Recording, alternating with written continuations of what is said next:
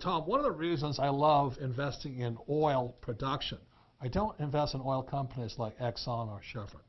I actually invest in oil fields. And one of the reasons I love oil is because of the tax breaks, right? So if I put $100,000 into an oil investment, what happens next? What happens is you get such a big deduction the first year that it's like the government handing you a check for about $30,000. So if I put $100,000 in, I get $30,000 back right there. Immediately. So that's like a 30% return day one. So that's really what most people do not understand, that the tax laws are really incentives for professional investors. Right? That's exactly right. And this is true in most countries.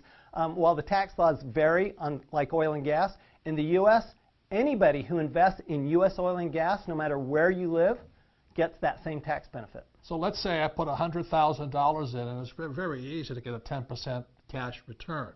So the $100,000 I put in, and every year I get $10,000 coming back in. What kind of tax do I pay on that $10,000 in cash flow? Oh, that's the next great thing from a tax standpoint in the U.S. You only pay tax on about 80% of that income.